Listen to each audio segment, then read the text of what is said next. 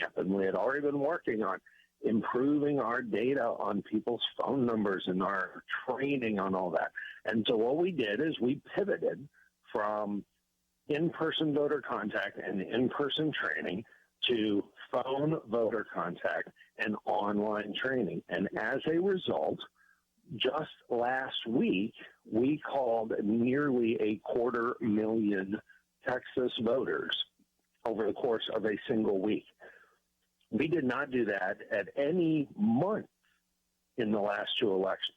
And so we have been able to really step up our game and just change the method by which we reach out to people.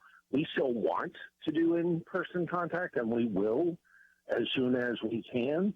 But in the meantime, we're recruiting, training, and equipping volunteers to make a difference, even right now, even in the middle of this. And thank you for referring people to our website at texasgop.org. If they go there, one of the first things they can do is sign up for our 10K for 10R program. And this is an amazing opportunity to register more Texas Republican voters.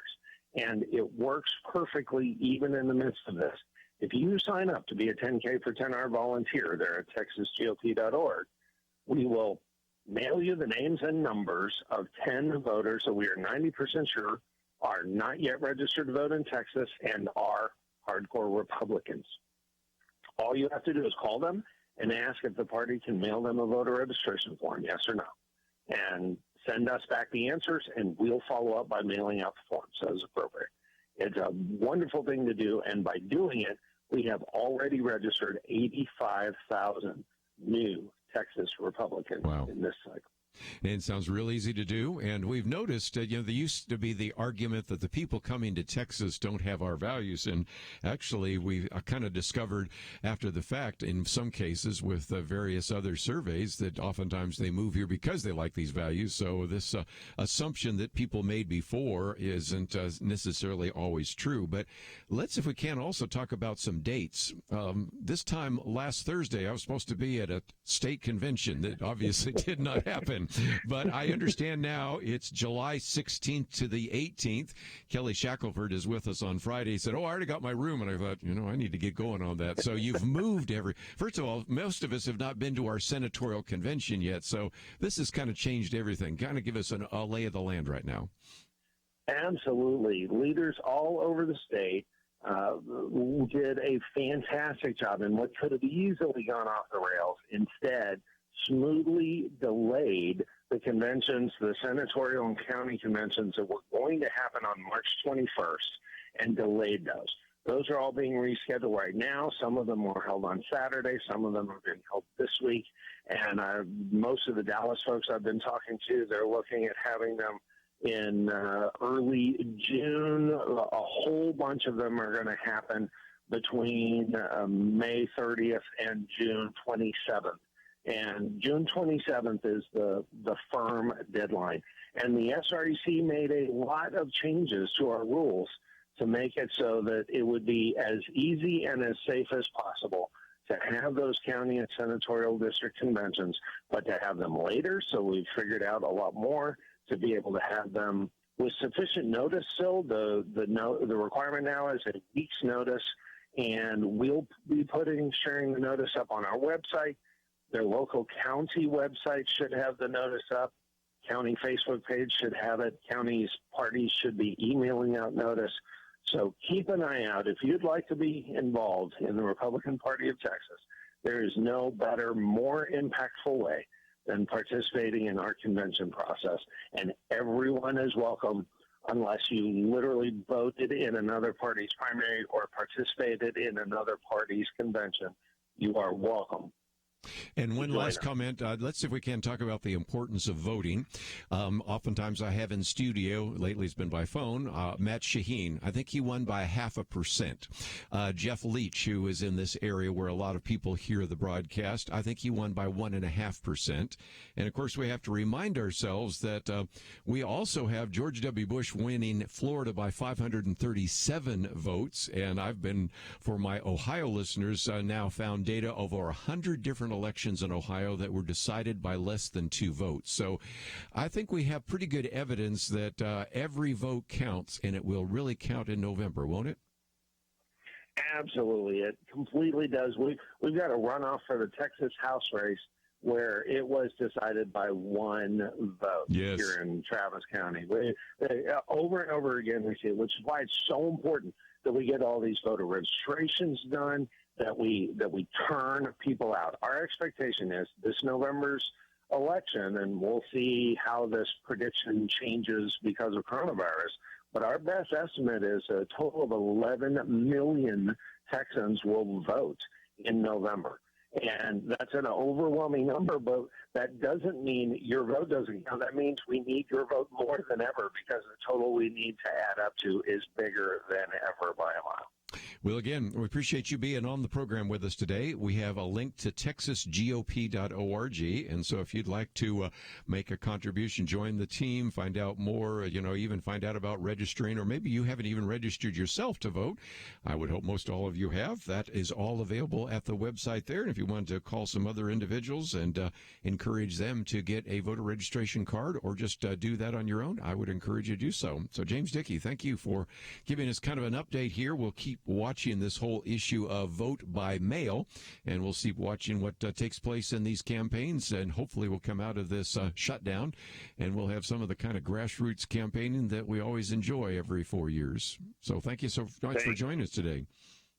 I appreciate it, Kirby. It's my pleasure. Look forward to being back. We will get you back again for sure. Let's take a break, though, and we've got a couple things. First of all, let me just mention I've got a couple of articles that we've posted on the website, so I would encourage you to take the time to look at those. We'll get back to those in just a minute. And also, then in the next hour, I thought I might just mention that we will have Dr. Doug Groothuis and Dr. Tim McGrew with us today. There are some universities that have finally said, we're just going to have to cut back. And one of those, Liberty University, cut back the philosophy department. And I said, what? I mean, how do you develop a Christian worldview without a Christian department dealing with philosophy? How do you defend the Christian worldview? Because most of the people in the philosophy department also do apologetics. So I thought it might be good to talk about what is the value of philosophy from a Christian point of view. So we're going to have that conversation with them. And in the next hour, the 2 o'clock hour, Charmaine Yoest is with the National Coronavirus Recovery Commission. So for about a half an hour, we'll spend some time talking with her about their recommendations as we come out of this shutdown. What can we do in order to not only still protect lives, but protect livelihood? So we'll be talking about that as well. If you find yourself saying, okay, I want to read some of this, that's why we have those posted on the website, pointofview.net. Let's take a break. We'll come back and talk about a couple of issues in the news you need to know about right after this. 2020. Is there anything important happening this year? Well, not unless you consider major disputes in various Christian denominations, international tensions over a flu epidemic, economic uncertainties, and a presidential election important. Question: where will you get real news, credible opinion, clear biblical thinking on the things that matter most? Answer: Point of View Radio with Kerby Anderson and the team. You can make sure their voices continue speaking loud and clear by taking a moment right now and joining the Truth Team. It's easy, but you do have to visit our website or make a quick call. Go to pointofview.net/team or call 800-347-5151. You have the power to make a difference. Joining the Truth Team can help ensure that millions of people will get a different opinion from the major purveyors of fake news. We don't get big advertising dollars like the networks or tax money like PBS. We depend on you. Pointofview.net/team and 800-347-5151. Point of View will continue after this.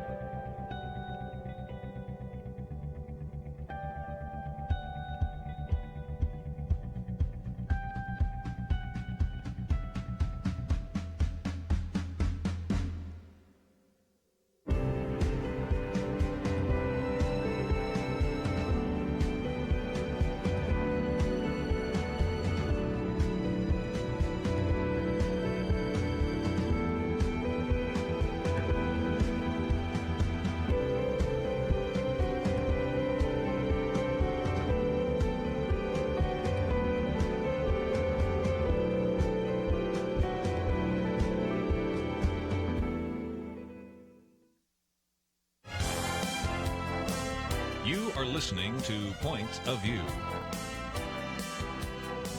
The opinions expressed on Point of View do not necessarily reflect the views of the management or staff of this station. And now, here again is Kerby Anderson. Thank you for joining me this Thursday. And if you'd like to join the conversation, 1-800-351-1212. About a half an hour, we're going to talk about, is there a place for philosophy in the Christian world? Of course there is. And how important is it in terms of developing a Christian world and life view? How important is it in terms of knowing how to defend your Christian faith? But before we do so, I thought I'd get to a few of the articles I've posted. This one actually is not posted, but it's a setup for the one we are going to talk about, the first article that appeared in USA Today, but I thought we'd give you some background. Mass Vesta points to this article that was written by Jonathan Turley. Now, I did quote him the other day, but it's worth mentioning who he is again. Matt Vesta says, Jonathan Turley is no conservative judicial mind. He's the professor at George Washington University Law School and has been featured for his opposition to the impeachment proceedings against Donald Trump. But he certainly has not been a supporter of Donald Trump, and certainly, if anything, could have been just the opposite. But he was very disturbed about some of the things that were being done at the time, as, of course, Alan Dershowitz and a number of others. And so, again, I really want to give high praise to individuals who, although we would probably disagree on lots of issues politically, nevertheless are individuals that say we've got to be concerned about the rule of law. And his argument is basically what is happening right now in this Michael Flynn trial because of the actions of Judge Sullivan really could lead to mob rule. So I'm going to let him speak in just a minute. But again, Matt Vesta gives us some of the background, and he writes about the fact that the case against the former National Security Advisor, Michael Flynn, has been coming apart. And that's why the lawyer, Dr. Jonathan Turley, has noted that the former general really might even have grounds to launch a malicious prosecution lawsuit against the FBI. That's the first time I've heard anybody mention that. Not only should he be exonerated, and I hope eventually he will, but in light of all the things that have happened to him, might really have grounds to launch what's called a malicious prosecution lawsuit against the Federal Bureau of Investigation, and goes through some of the reasons for that, not the least of which is the FBI agents who interviewed him didn't even say that he lied, and yet later on that was, quote, his crime. And so in this op-ed, you have, of course, Jonathan Turley really calling out the individual who is actually holding all of this up, and that is the Judge Emmett Sullivan, who is saying that, if anything, he feels like he has made a mess out of this case. So let's go to the first article which I have posted. This is actually the editorial or the op-ed that was written by Jonathan Turley that appeared in USA Today. You can go back to USA Today, but we've posted it on the website here. I won't read all of it, but I'll say that by the time you get to the second paragraph, Jonathan Turley says, faced with no dispute between the parties, the judge, Emmett Sullivan, decided to create a contested case by inviting in third parties to create a conflict, and now is suggesting that he might even substitute his own criminal charge rather than let Michael Flynn walk free. Now, if you want to go through some of the comments that are being made, he goes into that in some detail, but I'm going to skip down to the bottom of the first page, in which he says, let's just acknowledge that sometimes where you ask for an amicus brief, a friend of the court brief, these are somewhat common in civil cases. But he says this, however, is a criminal case, and there is serious questions about the propriety of such third parties being asked to actually brief uncontested motions in a criminal case. Because, as I pointed out a minute ago, when you have both the prosecution and the defense agree that there's no case, and they're both agreeing to drop the case, that is over. And as we quoted from Alan Dershowitz the other day, that should be the end of it, because after all, there's no case, because there's no contested situation. Both the prosecution and the defense say, there's no case, we will drop the case. The judge should issue an order that the case is over. But that is not the case, and this is why he then goes into some detail He takes you through the federal rules of criminal procedure. He talks about how the judges rejected some of this as well.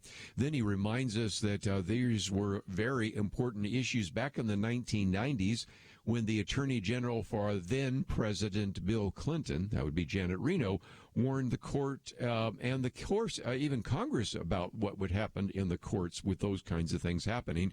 And now here we are in the year 2020, which was 25 years in round numbers later, in which we are seeing the very thing that they were warning us about. Then in the kind of the bottom of that second page, again, he warns, that is, Jonathan Turley warns us that experts are asking a court to consider sending a man to prison after the Justice Department concluded that it can no longer stand behind its prosecution. He said, under this logic, any defendant could face public outrage over an unopposed motion to dismiss, and a court could invite third parties to make arguments against him. There have been times when we may not have liked the way the court has ruled. You know, O.J. Simpson is an example, and you can talk about various murderers that were allowed to go because of a technicality and all sorts of things like that. But what he's saying is this could just lead to mob rule, that if enough people just say, oh, wait a minute, we don't like that verdict, so we really want to make sure that we continue on.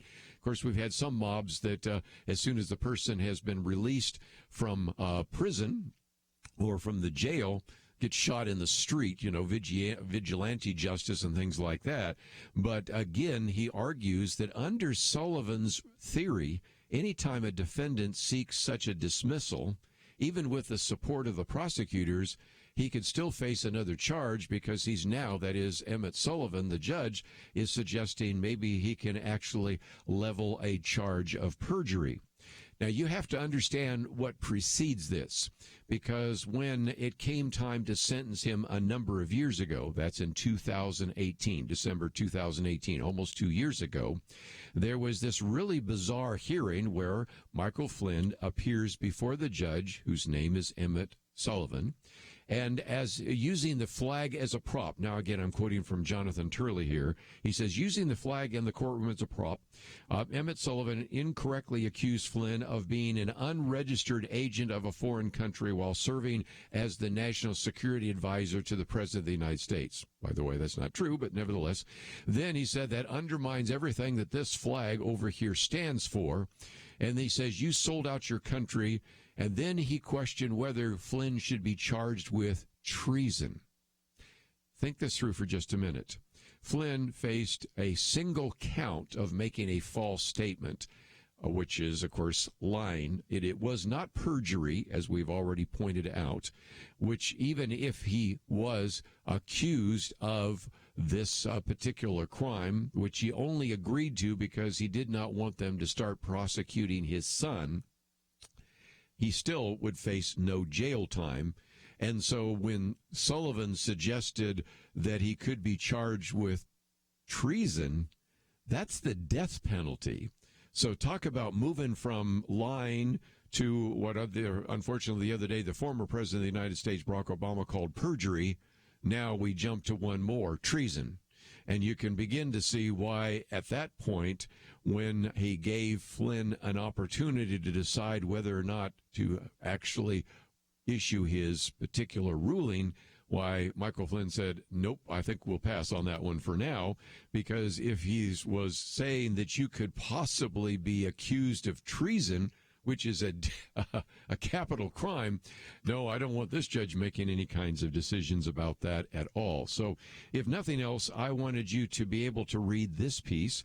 And as you read it by Jonathan Turley, recognize that he is not a pro-Trump lawyer. He's not a pro-Trump law professor. He obviously voted for Donald Trump's opponent. Probably is not even that sympathetic to Donald Trump, may not even be all that sympathetic to Michael Flynn, but he is outraged that this overreach, as he calls it, could be used for a mob rule in a case of Michael Flynn. And so before we take a break, let me just mention that some of you might say, I don't even know who Michael Flynn is. You know, okay, he was National Security Advisor for a short period of time. What is it to me? Well, if they can do this to an individual who is a 3-star general, who was the incoming national security advisor to the President of the United States.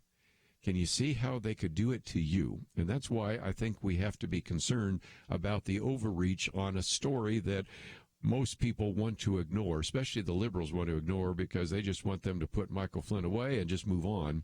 But to the credit first of Alan Dershowitz and to the credit of Jonathan Turley, both of them see there's some real dangers if these particular decisions being made right now are allowed to stand.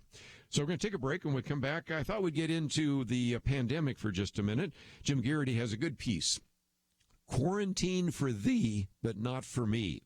Now, I thought it's kind of interesting because we've given you many examples of this, but he's given me one that I think I'll read almost its entirety because it just shows again how if I'm elite, those rules don't apply to me. They apply to you, but they don't apply to me. We'll be right back.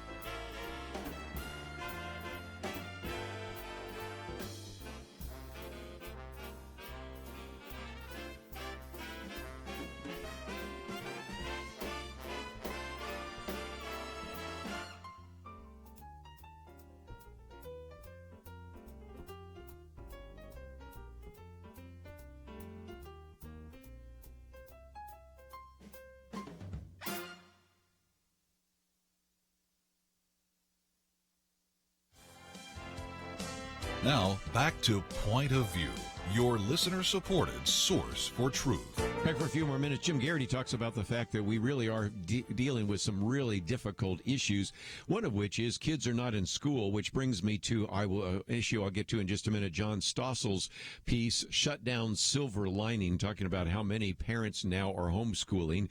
And as a result, that's caused a lot of problems because if kids are out of school, a lot of them, first of all, are not getting food. So the demands at food banks is higher than ever before, because a lot of these young people actually get their meals at school, and they're not in school.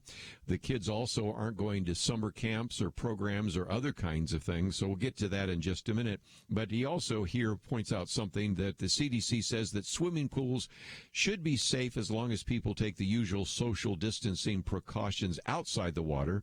But nevertheless, most cities are closing down their public pools. And, of course, there's all sorts of questions right now as we open up restaurants and bars and movie theaters and all the rest, how that plays out.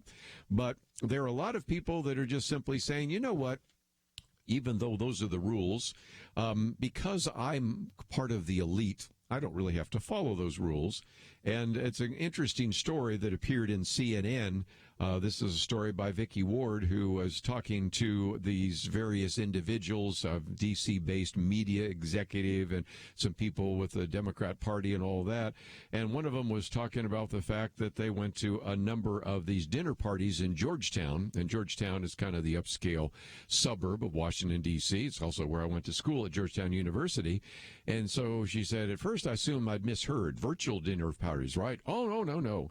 And so the first party was hosted by a movie producer. They got a number of individuals that got together. What they would do is they would come in the back gates so that people might not see them. And then as a result, they just sat outside under heat lamps. And then they had a live-in chef who was masked and gloved and fed them. Then there was a second party, which was at the home of a Democratic political operative. And so the guest brought the food lamb to belatedly celebrate Easter and a variety of others. And in there you had an ambassador, a city councilman, a lobbyist, and all sorts of things. And so it's just a great illustration of the fact that, you know, you got to stay in your house and you got to stay home, and you've got to maybe get food from the grocery store delivered, but you can't leave your house. And here, as apparently all sorts of examples, and I just gave you two, at Georgetown, they're all going, no, we're just going to just violate the laws, because after all, we don't have to follow those because we're fine. And I love what Jim Garrity says. I'll give you a moment to cope with the shock that a Washington-based media executive, a movie producer, a Democratic political operative, a Washington city councilman, a well-known lobbyist, and their spouses believed that the rules didn't apply to them. At least the ambassador, he said, could hide behind diplomatic immunity. But that's the way this game's getting played, and we've seen this play out time and time again, and this story, I think, illustrates it only so well. Which does bring me to my other piece, and that's by John Stossel. He's done a video recently, which you can watch on YouTube. We actually have the link there, in which he points out that right now the experts in the educational establishment are upset because more and more kids are being taught at home by their parents. And so this is why you've started to see the Harvard Magazine Risk of Homeschooling article and all sorts of other people complaining about this. And yet John Stossel points out that 11 of 14 peer-reviewed studies found that homeschooling had a positive effect on achievement, even though educators are saying homeschooling setting a generation back. He points out that one educational researcher actually points out that children who are homeschooled get much better academic and social results than kids in government schools. Homeschoolers score 30% higher on SAT scores, even if they may be coming more from poor homes. They do better in college. They're less likely to drink or do drugs.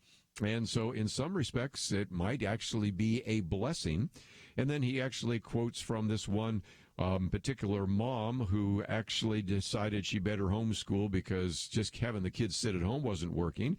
And she says before the pandemic, her son hated school. Now he seems to kind of enjoy it. And so that is a great story there as well. So as he always is wont to do, John Stossel then goes and interviews some of the experts. And one of those is Michael Rebell, who is a professor at the Teachers College at Columbia University.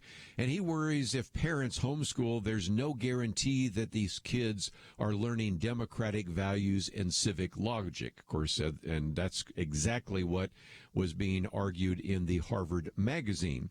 So John Stossel said, were they learning that in their regular schools? And Rebell says, well, it's in the curriculum. John Stossel says, so what? The nation's report card, that is the government's biggest nationwide test, reveals that government school students don't know much about civics. And he talks about how few of them could actually name the country that was the leading communist nation during the Cold War. That would be the Soviet Union, for those of you that are not sure what the answer is.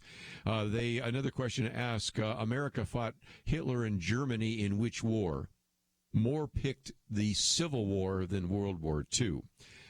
You're not getting your return on investment here in the public schools. So if nothing else, it is just amazing. If you'd like to read this in its entirety, I won't spend a lot of time on it, but there is plans, I think, in the works for us to do a whole educational issue for the Outlook magazine. So if you aren't already subscribing to that, if you've made a donation, we want to send that to you when it's written. It hasn't even been written yet, but it will come out, and it'll look at this in more detail. But if nothing else, a lot of criticism of the homeschool from the educational establishment, because they're starting to realize, you know what? These parents might say, my kids seem to be doing just as well academically, and their behavior is a whole lot better, and maybe I should consider doing this longer. One last issue I thought I'd bring up, and that's because our good friend Gary Bauer, who's on with us on a pretty regular basis, points out that Planned Parenthood has received a loan through the Paycheck Protection Program for $80 million. Now, you might say, well, they should be eligible as anybody else. No, they shouldn't, because this was supposed to be for small businesses, that is, businesses that have less than 500 employees. Just the national office of Planned Parenthood has 600 employees, not to mention all the independent, quote, they say, abortion mills. And so Senator Marco Rubio has been calling for an investigation of Planned Parenthood, in which he said, look, the law is clear that the organization with $500 million in assets is not eligible. A company or an organization, or in this case, a business with more than 500 employees is not eligible. And, of course, there has been a lot of shame that has been brought against some of the major corporations that have been shamed into giving the money back. But Gary Bauer says don't expect that Planned Parenthood will be shamed into that. And I love kind of his line that he has here. COVID-19 has killed relatively few people under the age of 16, but Planned Parenthood specializes kills babies in the womb. And he says there should be demonstrations outside of every one of the 37 facilities of Planned Parenthood that received this $80 million. But he said if there were, left-wing governors would have shut down your jobs and actually send police to arrest the demonstrators and silence those upset about Planned Parenthood being open and receiving $80 million in addition of your tax dollars. So some things to look at, and we will certainly talk about those tomorrow in our Friday weekend edition. We'll have Dr. Merrill Matthews and Penna Dexter with us, but when we come back, we're going to spend some time talking about, is there a place for Christian philosophy on Christian campuses? Apparently, some universities and some colleges aren't so sure about that. And so we'll talk about that and just talk about the value of philosophy and apologetics in this 21st century world. If you'd like to read some of the articles I've been quoting from, you can find those at the website, pointofview.net. And I hope that you'll take the time to look at those articles, maybe print them out, and send them on to other individuals. We'll come back and talk about the importance of Christian philosophy right after this.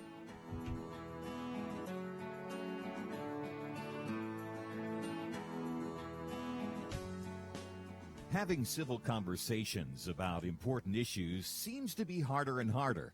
Various media outlets tell people what they should believe, why they should be outraged, and getting people to actually think, well, it can be difficult. Whether it's the gospel, tax issues, social policy, or just about anything else, you need to have solid information and clear thinking to address the hard issues. You need God's truth applied. And that's what you get in less than 2 minutes with Point of View's Viewpoints Commentary, a daily resource to help you be informed and think through the things we need to be talking about. It is free and will arrive in your inbox each day when you visit pointofview.net/signup.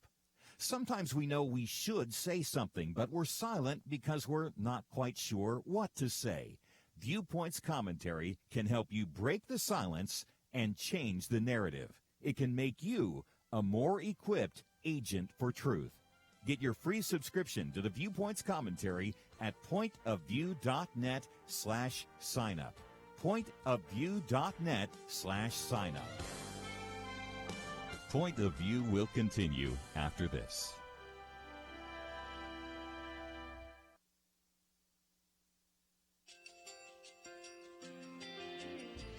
I just want to thank you so much for all the wonderful programming you have.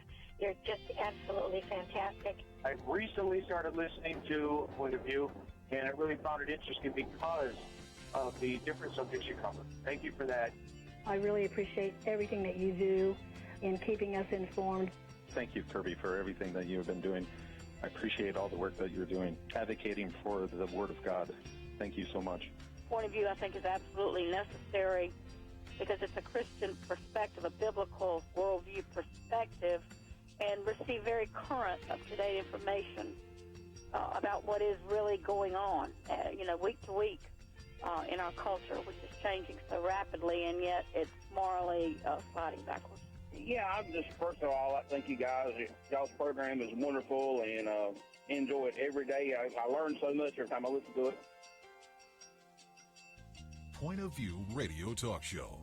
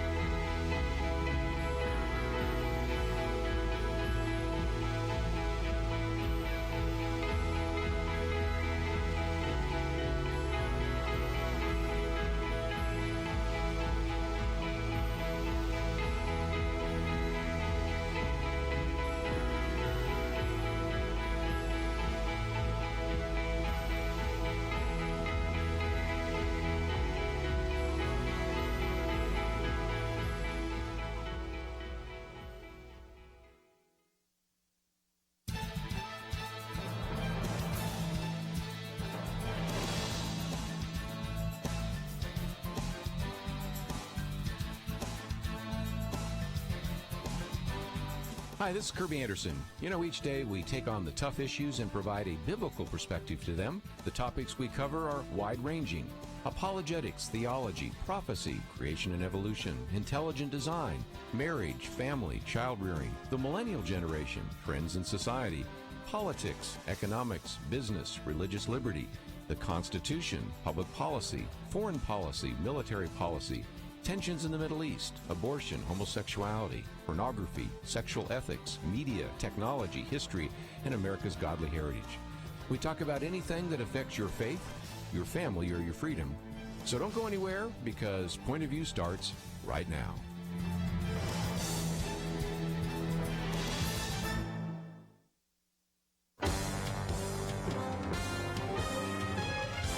Across America, live. This is Point of View.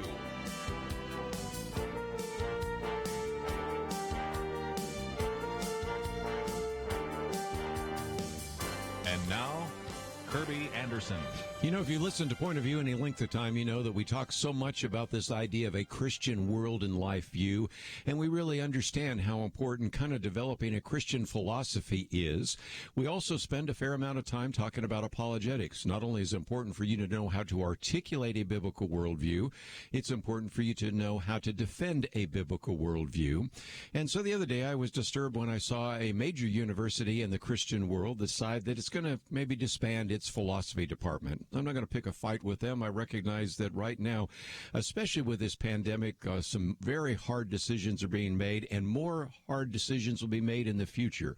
A lot of these universities, even these seminaries, are dependent upon tuition, upon student fees, and maybe endowments. And if they don't receive those, you kind of wonder how many of them are going to survive in the future. But sometimes it is so easy to say, well, this isn't practical, so we'll get rid of it. And we've seen this in the high schools where sometimes if there's a budget cut, the first thing to go are the arts department or the music department. And I just think it's about time to maybe come back and say, is there some value in philosophy? Of course there is. And so I want to spend some time with a roundtable today with two individuals that you've heard on this program many times before to just really think through this whole idea of a Christian philosophy, Christian apologetics, and the like.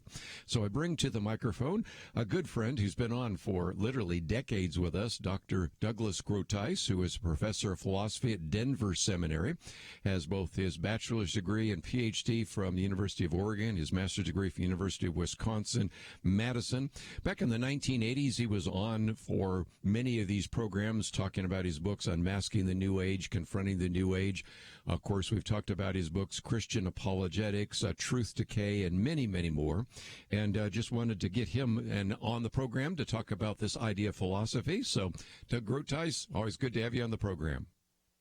Thank you, Kerby. Happy to be here again. And I thought we'd also bring to the conversation as well Timothy McGrew. Dr. Timothy McGrew is a professor and chairman of the Department of Philosophy at Western Michigan University. He's both been in studio with us and by phone. More recently, I've spent a fair amount of time talking with his wife because Lydia McGrew has been on with us as we've talked about her book, Hidden in Plain View, as well as her more recent book, The Mirror or the Mask. But again, Tim is a senior research fellow with apologetics.com. Also have a link to the Library of Historical Apologetics because I'm very impressed with that particular project that they're involved with as well. So, Tim, welcome back to Point of View as well. Thank you, Kerby. Good to be here. Doug, just before we get into this, I thought both of you probably would like to speak to the issue of Ravi Zacharias. I follow you every day and saw that on your Facebook post you gave some ideas on how we could honor Ravi Zacharias and Ravi Zacharias Ministry by reading some of his books, applying some of that. But can you share that for just a minute? Because I think all of us around the table certainly have benefited over the years by the work of Ravi Zacharias.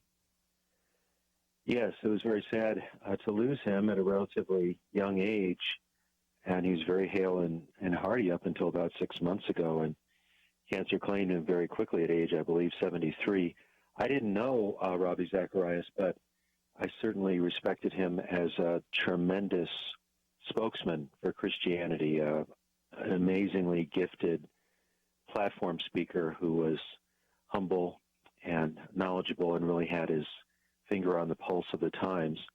And I think the best way to honor him is certainly to lament the loss. There's so much in Scripture about lamenting the loss of a true good before the face of God. But then Ravi Zacharias was an apologist and an evangelist. He also built a terrific organization.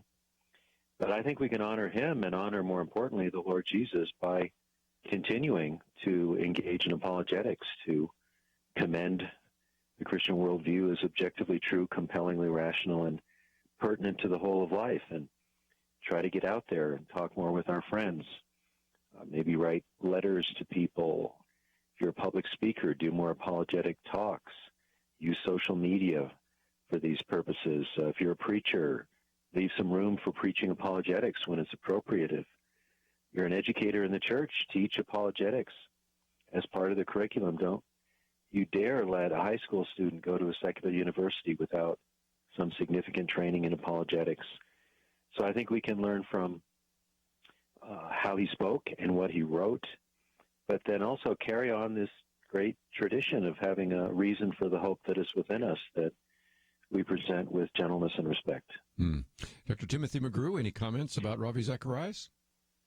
Yeah, first I'd like to echo everything that Doug just said. We need to not just stand back and admire, but also carry out the work.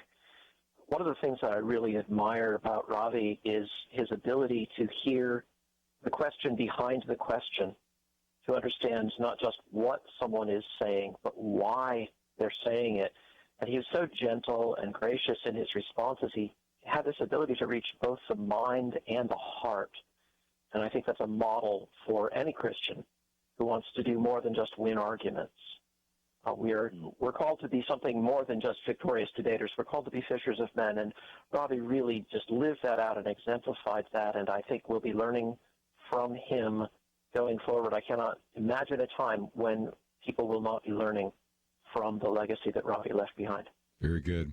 I'll share mine for just a second, and I was thinking the first time I met him, I was at the National Religious Broadcasters Convention. Back then it was held in Washington, D.C., and Norm Geisler and I were talking to each other, and this young man, although I found out he was a little bit older than me, who looked Indian, came up and said, Dr. Geisler, I just want to interrupt for a minute, but you actually taught me apologetics at Trinity Evangelical Divinity School, and I just want to let you know that I'm using that in my ministry, and I just wanted to thank you for that. And I thought, here's the first time I met him, and that's like decades and decades ago. Last time I was with him was last summer because he was teaching at Camp of the Woods and I was teaching at Camp of the Woods, and he already had come back and done a funeral for Dr. Norm Geisler and had just had surgery, so he was also there with Vince Vitale, who did part of the teaching, and he did part of the teaching. But again, a lot of us never think we are going to say goodbye to somebody, but I just thought it would be good, since I have two philosophers with great background in apologetics, maybe just get some comments from you about that.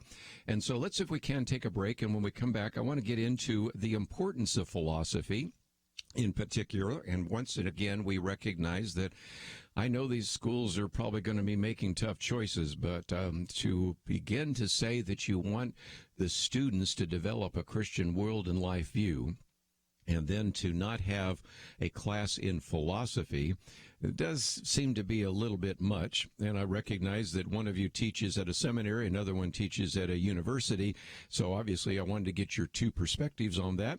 And I also want to commend to you both of their websites, because I have learned so much from these two men over the years. And of course, we've also even put some material up there about this very important work that Tim McGrew has been doing in terms of the Library of Historical Apologetics. So we'll talk about that as well. But let's take a break, and when we come back, we'll spend some time talking about philosophy and apologetics. And a little bit later, if you'd like to join the conversation, feel free to give us a call. Or if nothing else, maybe as you watch this, for those of you watching it on our website or perhaps on Facebook, or later on even seeing it on our YouTube channel, you might leave some comments there as well. Let's take a break. We'll continue our conversation right after these important messages.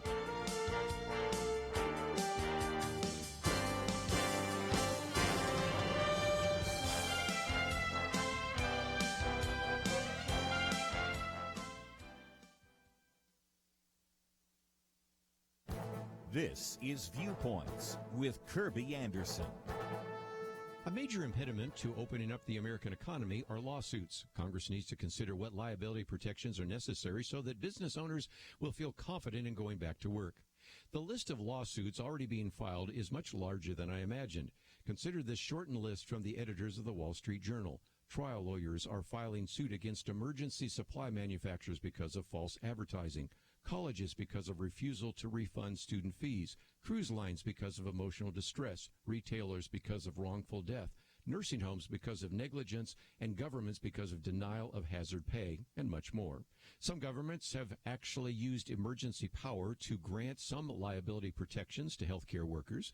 That only makes sense. They should not be sued because they did not have all the necessary protection equipment or because they were dealing with a novel virus for which they had no experience. At the least, Congress should protect businesses from frivolous lawsuits when there is no serious injury. Lawyers are already filing lawsuits against cruise lines on behalf of passengers who did not contract the virus but had an unpleasant emotional experience in the ship. Will these lawsuits be successful? On the radio, I've talked about the wrongful death suit being brought against Walmart because one of their employees died of the virus. But how could you prove that the worker picked up the coronavirus at work? That would be difficult to prove, but most businesses don't have many assets and will probably want to settle because of the expense of going to court. Given the economic devastation the last few months, most businesses have few economic resources to defend themselves. A lawsuit filed on behalf of an employee or customer will put them out of business. That's why Congress needs to have a debate about this issue right now. I'm Kerby Anderson, and that's my point of view. Take Kerby and the Point of View team with you on the go with the Point of View app. Search for Point of View Radio at the Apple or Google Play stores.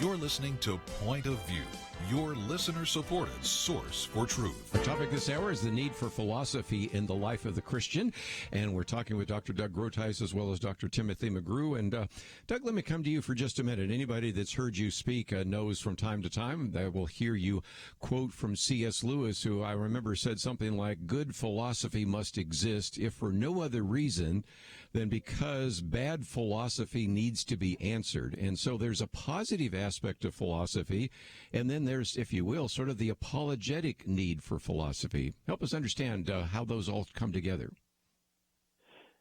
Right. I believe that Lewis' essay is called "Learning in Wartime," and I've quoted that many times because some people think that philosophy is at best just an extravagance, something you might be interested in if you're an egghead, kind of like an intellectual hobby. Yes. Or at worst, it's actually something very dangerous, and then people will misunderstand what Paul says in Colossians 2:8. He says, "Don't be taken captive by hollow and deceptive philosophy." He didn't say philosophy. I mean, he himself was a philosophical thinker. He out-argued the philosophers at Mars Hill in Athens. We see that in Acts 17. So certainly we need to address false ideas. As Paul says, any argument raised up against the knowledge of God, 2 Corinthians 10:3-5. And in fact, he views refuting arguments as spiritual warfare. Yes. He says we take captive every thought to obey Christ. So if someone is attacking, let's say, the existence of God or the deity of Jesus or the reliability of the Gospels, then we need to give good, strong counter evidence, because everything is at stake here. We're talking about whether people accept the glorious good news of Jesus and find eternal life or not.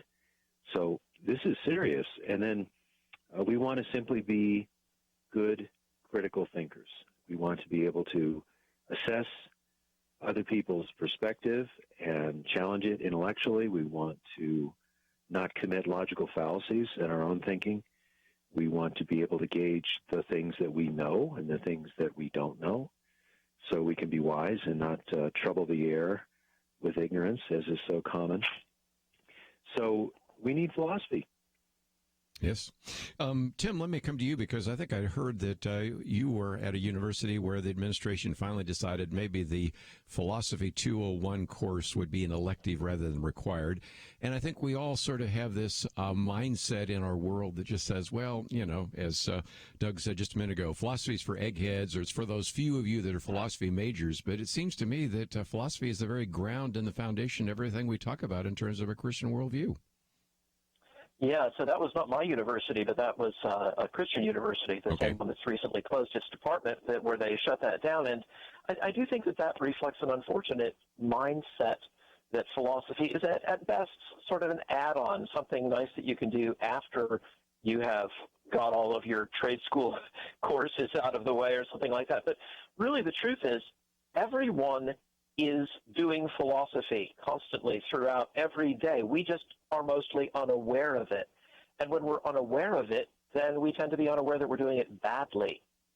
And that is a real problem in just normal life, because we make value judgments and we make inferences. And if we're doing this poorly, there are consequences for bad ideas. But it becomes really critical when we think about sending young people out to universities or out into the workforce unaware of the arguments ranged against Christianity, unaware of the kinds of attacks that they're going to face. That is malpractice. And it's not just educational malpractice, though it is that, but it's also often a failure of the church itself, which should have been doing a discipleship job that involves exposing them to alternative ideas, alternative modes of thought, and saying, okay, here's what's valuable in them, here's what's wrong, here's how you can tell the difference. We have not risen to that task, and we can't do it without explicitly doing philosophy, because that's really what philosophy is about. Let me pick up this idea of logic, because that's sort of what you're implying. And a while back, we had Jonathan Haidt on this program. He's not a Christian by any stretch of the imagination, but he wrote the book Coddling of the American Mind with an individual who was a Christian. But as you go through that book, or you look at some of the surveys, even one that I quoted last hour, you find that the ability of young people, whether Christian or non-Christian, to just follow a logical, sustained threat or understanding or perspective is really difficult. And given a world today where everybody seems to be actually working from their emotions rather than logic, if we could just teach Logic 101, I think we'd be better off in terms of some of the political discussions I have on this program every day. Have to agree with that, yeah. Yeah, and it's amazing how easily people fall into logical fallacies. I don't know what Tim thinks about this, but I think on the internet, especially on social media, the most common is ad hominem. If you disagree with someone's perspective, you insult them. That's right. And sadly, we see that at the very top of the leadership of the country, and then people adopt that as their mode of interaction. Another one very similar to this is called poisoning the well. So, well, you can't believe that because a Democrat said it, or you can't believe that because a Republican said it, or that couldn't possibly be true because it's in the New York Times. Well, or it's in National Review. That's just too simplistic. You have to really look at facts and logic and then compare perspectives. But it's so easy to just post an article and say this is the way it is, and if you disagree with it, you're a socialist or you're a maniacal capitalist. And the lack of critical engagement can be quite discouraging. Tim, let me come to you, because first of all, you got, of course, the ad hominem arguments, but you also have this appeal to authority and a few others. And I imagine that when sometimes you get your incoming philosophy students or other students that you teach, they sort of have brains full of mush, and you sort of have to clarify some of that, don't you? Oh, yeah, and that's a huge task and an ongoing task, and sometimes one feels successful and sometimes one just feels discouraged. But one exercise that I have found very useful is to tell my students, take a position that you disagree with Yes. and give it your best shot. Go ahead and make the case for it as seriously and as strongly as you can so that someone who doesn't know you but advocates that position would say, yes, that's it. That's exactly what I'm saying. And, they complain. It's so hard. It's just terribly difficult. But almost without exception, when they're done doing that and they turn those papers in, they tell me that was one of the most useful exercises that you had us do in the entire semester. And occasionally they actually have their own minds changed by the task of trying to articulate a point of view that they initially opposed. It's a really fascinating exercise. That's a good idea. If nothing else, for those of you out there listening right now that maybe you're teachers, maybe you're teaching a social science class or a civics class or something like that, you might want to apply that as well. Just before I take a break, Doug, one of the things I thought I might come back to is also this idea of being able to counter bad philosophy. It seems to me that we need to, more than ever, teach discernment. And it seems to me that we should have a sound mind. And of course, how many times over the last few weeks have we quoted 2 Timothy 1:7 that God has not given us a spirit of fear, but of power and love and self-control or sound mind. And we really need to teach people, especially even in the church, to have some level of discernment, don't we? Well, definitely. And we need to understand very basically what the Bible teaches about key factors of reality, such as God and salvation and ethics and so on. And there's so many possibilities out there, and many of them will use Christian terms like God or Christ, but they don't mean what the Bible says. It's like Charles Swindoll said years ago that many of these non-Christian groups use our vocabulary, but they don't use our dictionary. So we need discernment as to what we believe and why, and that means staying in the Scriptures and being a thoughtful person, a learned person, someone who's studious, who wants to understand what the Bible teaches over a lifetime. And then we have lots of warnings in Scripture about false gospels, false doctrines, false Christs, false miracles. So we have to be able to, as you said, be discerning, but not jump to conclusions. That's very easy to do in our culture, is just engaging black and white simplistic thinking. Yeah. But to get the adequate evidence and subject that to a good logical and biblical test.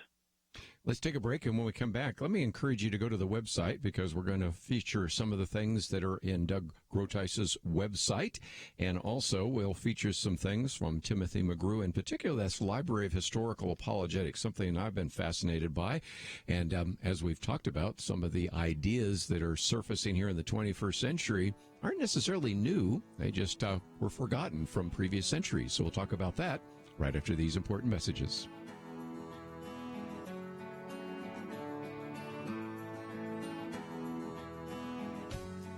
(2020). Is there anything important happening this year? Well, not unless you consider major disputes in various Christian denominations, international tensions over a flu epidemic, economic uncertainties, and a presidential election important. Question: where will you get real news, credible opinion, clear biblical thinking on the things that matter most? Answer: Point of View Radio with Kerby Anderson and the team. You can make sure their voices continue speaking loud and clear by taking a moment right now and joining the Truth Team. It's easy, but you do have to visit our website or make a quick call. Go to pointofview.net/team or call 800-347-5151. You have the power to make a difference. Joining the Truth Team can help ensure that millions of people will get a different opinion from the major purveyors of fake news. We don't get big advertising dollars like the networks or tax money like PBS. We depend on you. Pointofview.net/team and 800-347-5151. Point of View will continue after this.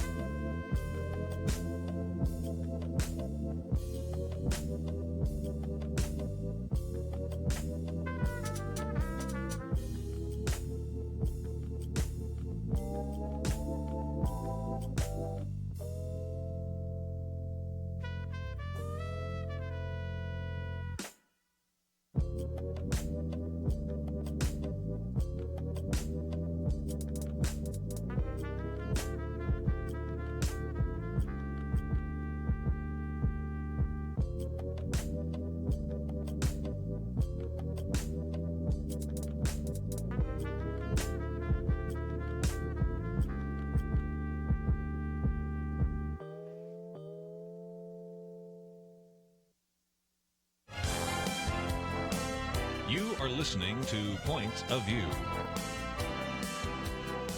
The opinions expressed on Point of View do not necessarily reflect the views of the management or staff of this station. And now, here again is Kerby Anderson. Continue our conversation today on the need for philosophy in the life of the Christian. If you'd like to join us, 1-800-351-1212, or just simply listen, and I think you will benefit greatly from this. And I want to encourage you to go to some of the websites we're going to feature here for just a minute before we regain the conversation.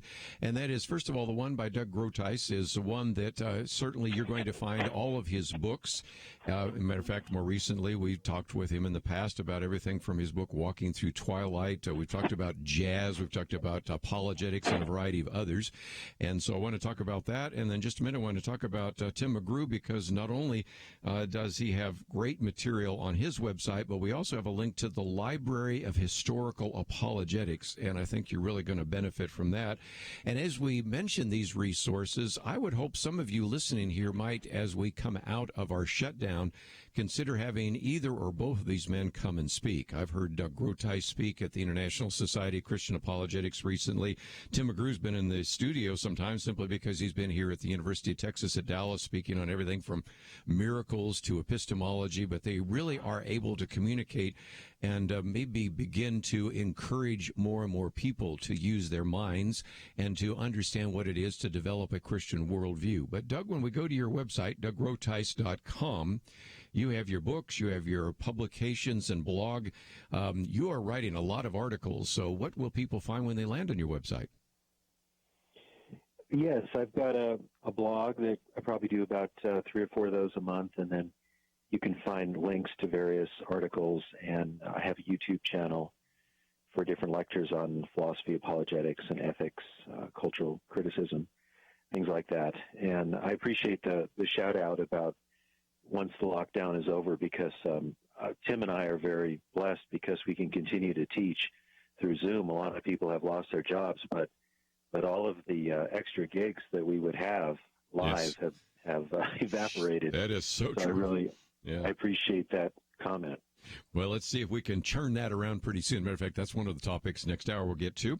But, Tim, for just a minute, let's talk about the Library of Historical Apologetics. I think one of the first times I met you, you talked about how you were collecting some of these great apologetic works from previous generations. And I think over time, you've convinced me that there were some really great ideas out there that sort of got lost because of the documentary hypothesis or Wellhausen, or maybe they just were passed on from one generation to the next. And so you've done kind of a philosophical archaeology and found some great works, haven't you? Absolutely. You know, we're familiar, those of us who move in contemporary circles, with a few big names, and justly says C.S. Lewis, Ravi Zacharias, and we say, wow, it would be such a loss if my children or my grandchildren never heard of Ravi. That would be terrible. And that's absolutely true. But every generation has had men and women of God like that. And it would be just as much of a tragedy, and is a tragedy, that our children and our grandchildren have never heard of Elizabeth Elliot, for example, or Richard Whately, or William Paley, or Joseph Butler, some great names that we have forgotten. And their reasoning and their arguments are often things that we desperately need today. We can fall into a kind of rut. Somebody does one kind of argument well. Everybody says, oh, okay, I'm going to learn how to do that one line of argument the same way this person does. And we forget about the richness and the variety of evidence that God has given us. And going back into the past is one of the best ways to discover that. One of the things that I appreciate about the book that you could have written, or of course your wife did, I think you did a coin flip and she got to write it, Hidden in Plain View, was these undesigned coincidences in the Gospel and the book of Acts, which, by the way, is a book that I find myself quoting quite often when we talk about the internal integrity of the Bible and how one part of the Bible answers another. It's great for not only teaching in terms of homiletics, but also just in terms of showing how the Bible really is God's Word. And that's a good example of something where some of those ideas came around, wasn't it about a century ago? Help me up. More than a century, almost 2 centuries ago, actually. And then for 1 century or so, they were heavily used. All ministers were familiar with them, and then they dropped off the map. Even so complete a scholar as F.F. Bruce had to rediscover them in the middle of his career after having already been trained. He suddenly stumbled upon this by accident, and he said, wow, this is wonderful. This is amazing stuff, and he got all excited about it. But that had been what every minister had known back in the 19th century, and so today we are really in need of rediscovering the richness of this and other kinds of evidence and recovering it, bringing it into our preaching, bringing it into our speaking, bringing it into our discipleship and our evangelism. Very good. So again, we have Dr. Doug Groothuis and Dr. Tim McGrew with us. Doug, let me come to you for just a minute, because one of the things that I think some people are thinking is, okay, I'm not ever probably going to take a class in philosophy, although they could online, because there are opportunities to do that, maybe at Denver Seminary, at Southeastern Seminary, Talbot, and a variety of others. But you have recommended sometimes, I've seen on some of your posts, possible books that people might read. And during this lockdown, I'm hoping that some of our listeners are saying, you know, leaders are readers, and maybe I just need to read maybe a book that's going to be a little more challenging for me. And certainly you would recommend your own book, Christian Apologetics, which is kind of a comprehensive case for Christian faith. But can you give us some ideas? If somebody says, okay, you've convinced me, I need to know more about philosophy, I don't, what should I read? Well, there's so much out there in terms of just developing a sharper mind for apologetics and logic. I think reading Mere Christianity by C.S. Lewis is advisable to everyone. That's a book every Christian should read. Even if you may not agree with everything there, you're dealing with a first-class mind and a superb writer and someone who knew how to communicate Christianity to a non-Christian audience, or an audience of Christians and non-Christians. These talks were originally BBC broadcasts during World War II.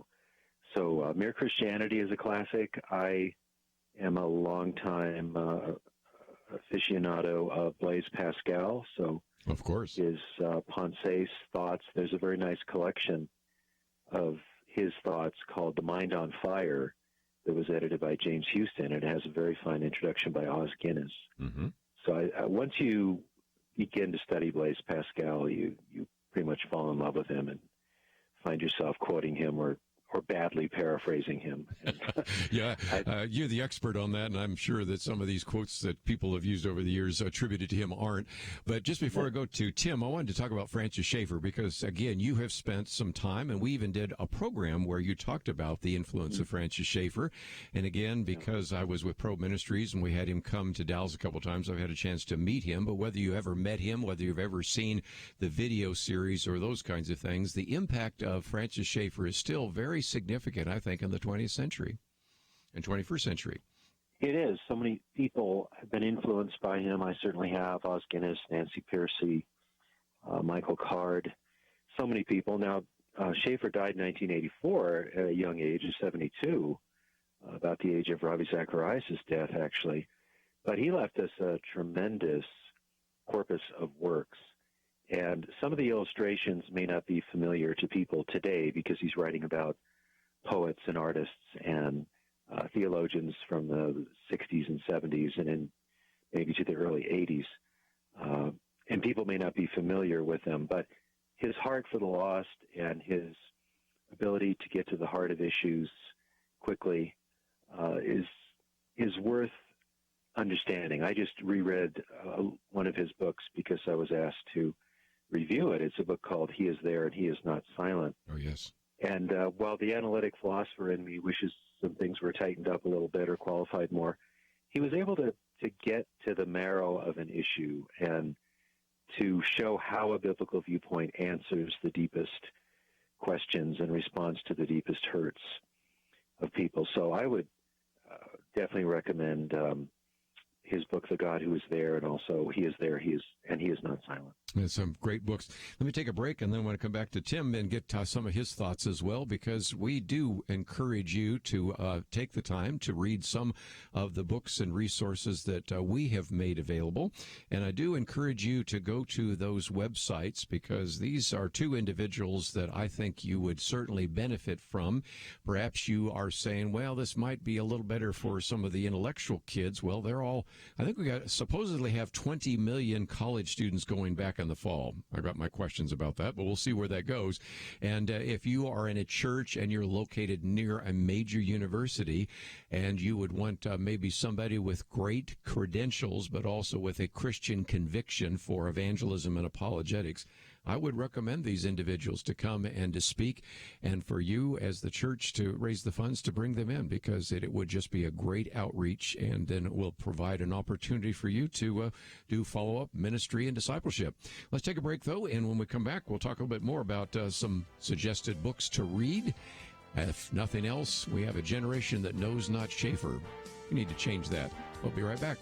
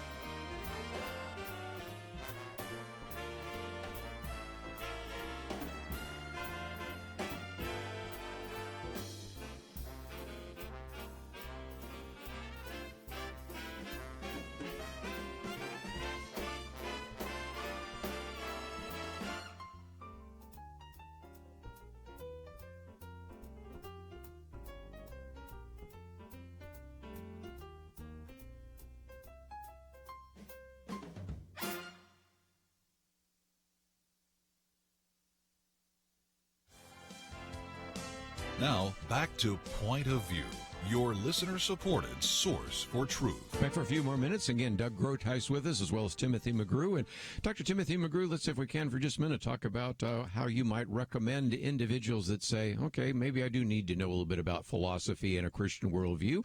Any books or individuals that you might recommend? Oh, Kerby, it's dangerous to ask me to start recommending books. We could be here all day. Here are just a couple of titles I'll mention. You can find many of these on the Library of Historical Apologetics. Richard Watson wrote a book called An Apology for the Bible back in the very late 18th century, late 1700s. And in it, he answered the attacks of Thomas Paine, where Paine had lashed out and attacked Scripture in his Age of Reason. Very pertinent today. Many of the arguments you still see circulating online. You hear them on college campuses. So Watson's Apology for the Bible, it's one of those forgotten gems. I made my daughter go through it before she went to college, and I was very happy with it. William Paley, best known today for his watchmaker argument, but he has got a whole book called A View of the Evidences of Christianity. If every minister knew that much about the evidences of Christianity, it would transform the world. G.K. Chesterton, Orthodoxy, wonderful book. Everybody should read that, and probably much more Chesterton as well, not just intellectually, but culturally and imaginatively. And then for something written by somebody more recent, this is somebody on whom I think in large measure the mantle of Francis Schaeffer has fallen, and that's Nancy Pearcey, right down there in Texas where you are. Through a whole bunch of Nancy's books, Total Truth, Finding Truth, Love Thy Body, Saving Leonardo, Nancy has really built out what it means to have a Christian worldview, and I think that her books would be a marvelous starting place for a lot of people to enter these kinds of discussions. Such a great writer, and we've enjoyed having her in studio and by phone as well. Just before we run out of time, I thought I'd go around the round table one more time and maybe have Doug and then Tim talk about maybe what you see on the horizon. Are there some kind of key issues that are surfacing here in the 21st century? Because sometimes those of you that are in philosophy are starting to see a trend, something that is coming down the road or something that we need to be aware of.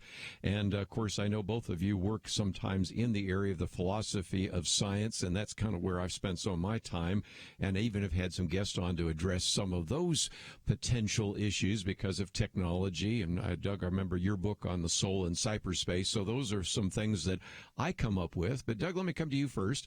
Anything that you see that we should be aware of? You were the one that saw the New Age movement before most of us didn't. What do you see here in the 21st century? Oh, gosh, there are a lot of things I could think of. I'll be a little bit arcane and say that there's a worldview that I'm seeing coming to the fore. Maybe Tim has seen this too. That kind of surprises me. It's called panpsychism, and I see this with Thomas Nagel and some other folks. And in a nutshell, if I can do that, panpsychism is the view that everything is conscious. It's not a theistic worldview. It's not that there's a conscious creator God and then some of his creatures are aware of him or something like that. It's the view that there really is no such thing as inert matter, that everything is conscious. And some atheists are appealing to this because they just can't explain consciousness on a materialistic worldview because matter and mind are so very different, and they're admitting this. But instead of saying, okay, there is a creator who gave us a mind to know him and to know the universe, they're saying, no, everything is somehow mind. Wow. So this is something I'm a little bit behind on. I've read some Thomas Nagel, and I'm seeing a number of books come out on this. So I will probably address it a little bit in the second edition of Christian Apologetics because I really don't talk about it at all there. Well, again, Thomas Nagel, a philosopher, and that kind of influence. But Tim, let me come to you for just a minute. What do you see that we should be paying attention to? So I kind of see two strands of thoughts that require philosophical expertise for answering, not necessarily professor level, but that kind of expertise everybody could develop if we tried. There are basically two challenges. One of them we're all familiar with, and that's the challenge Christians are stupid. That's what the new atheists put out. That's what your Dawkins and Harris types put out. Christians just didn't think very hard. They're just not very bright. The other challenge, though, and this is an older challenge in a way because it goes right back to the first Christian apologists having to answer it, is that Christianity is evil. And the form that takes today is a form that is buttressed by what's known as critical theory, where everything's about oppression and intersectionality, how many oppressed groups you belong to, and Christianity is just an oppressive narrative, a meta-narrative, according to these people. And so Christians, even if Christianity were true, all that it would draw out of them would be defiance, shaking their fist in the face of such a God. And so we need to show both that Christianity is reasonable and that Christianity is beautiful. Very good. And that it's good. It is. And again, I've seen that evil argument. The first one, my post in Christianity Today, or Christian Post, I should say today, is actually trying to answer that question if Christians are anti-science and if Christians are stupid. And they, of course, change the titles. You know how they do that. New atheists don't label Christians as anti-science. So that's the one that my article in Christian Post is today, and that's the very first article and argument that you were making there. So our new atheist friends certainly are making those claims, and so we need to know how to answer those. But one last time, Doug, when people go to your website, talk about some of the resources that are available there and how, if somebody wants to contact you and have you come speak, can they do that? Yes, you'll find blog entries there at douglasgroothuis.com. You'll find links to YouTube. You'll find links to my articles at All About Jazz. I've got about 20 articles about jazz that actually, if you read them carefully, they, in one way or another, make an apologetic point in those articles. And you can contact me through the webpage very easily if you want me to speak or do a Zoom session. I've been doing a lot of Zoom lectures and seminars. Perhaps Tim has as well. Yep, and Tim, I also might mention both for Doug and for you, we have links to the Facebook page and things like that. But again, that Library of Historical Apologetics and all the material that you have available. But again, you are available for speaking, and I've seen you do some various presentations and debates and things like that. So if we come out of lockdown, you're still available, aren't you? I absolutely am, and besides that, I can also recommend some other younger, up-and-coming people that are just fantastic speakers. So if you want to reach out to me for a recommendation, even if I can't make it myself, I can put you in contact with somebody who's really, really good. Well, that is great to have you both with us. So again, Doug and Tim, thank you both for joining with us. I'd love to do this again sometime, but this was a fascinating roundtable, and thank you for bringing your expertise and your intelligent commentary. So thank you for joining us today here on Point of View. Thanks so much, Kerby. We're going to take a break, and when we come back for a little bit, we'll get into the news cycle again. We have one of the individuals with the National Coronavirus Recovery Panel. There are a number of recommendations that they have made, so we're going to spend some time talking about that. And we've posted one article on 7 highlights from the National Coronavirus Recovery Panel. We had a couple of days ago posted another piece on 12 urgent actions to reopen America and prevent an economic depression. So we're going to get into some of those issues, and I hope that as we get into that, you would maybe want to ask a question or join us, and then I'll get into some of the other articles we've posted in the news. One of those has to do with a very interesting comment or two that appeared in USA Today in an op-ed piece by Jonathan Turley about Judge Emmett Sullivan and the case involving Michael Flynn. We also have a piece by John Stossel and how homeschooling seems to be taking off during the shutdown. And so we'll talk about some of those issues in the last half of the next hour. And if you find yourself saying, I want to learn a lot more about these things that you guys are talking about, we have links on our website, pointofview.net. We have links to some of the articles I'm going to be quoting from, as well as links to these 2 speakers who've had on this hour. Let's take a break. We'll be back right after these important messages.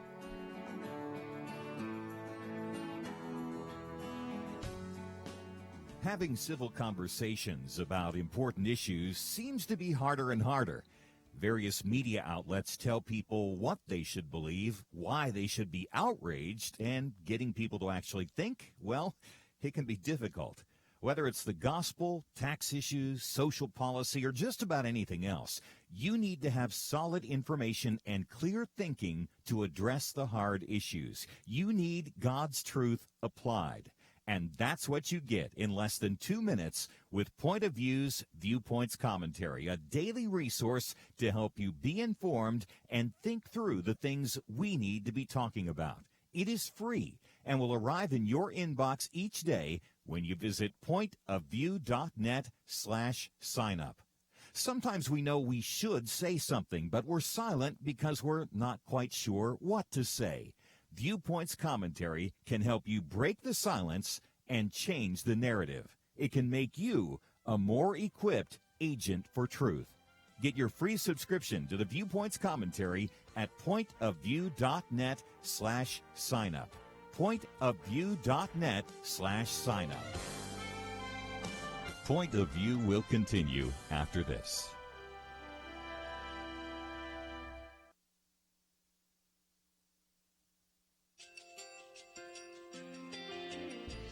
I just want to thank you so much for all the wonderful programming you have. You're just absolutely fantastic. I recently started listening to Point of View, and I really found it interesting because of the different subjects you cover. Thank you for that. I really appreciate everything that you do in keeping us informed. Thank you, Kerby, for everything that you have been doing. I appreciate all the work that you're doing, advocating for the Word of God. Thank you so much.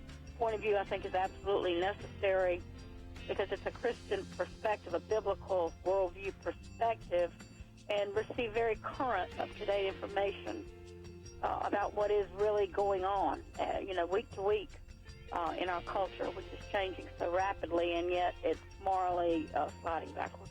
Yeah, first of all, I thank you guys. Y'all's program is wonderful, and enjoy it every day. I learn so much every time I listen to it. Point of View Radio Talk Show.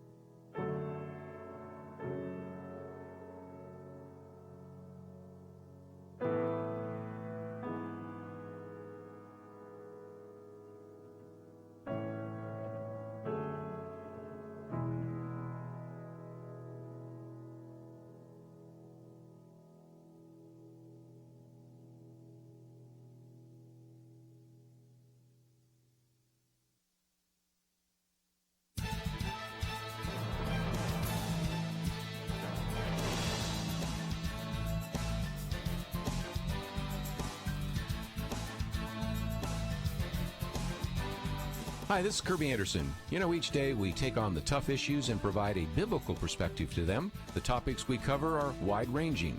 Apologetics, theology, prophecy, creation and evolution, intelligent design, marriage, family, child-rearing, the millennial generation, friends and society, politics, economics, business, religious liberty, the Constitution, public policy, foreign policy, military policy, tensions in the Middle East, abortion, homosexuality, pornography, sexual ethics, media, technology, history, and America's godly heritage. We talk about anything that affects your faith, your family, or your freedom. So don't go anywhere, because Point of View continues right now.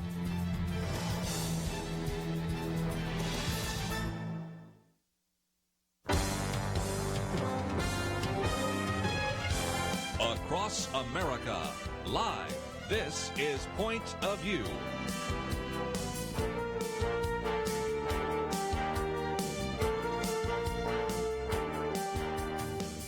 And now, Kerby Anderson.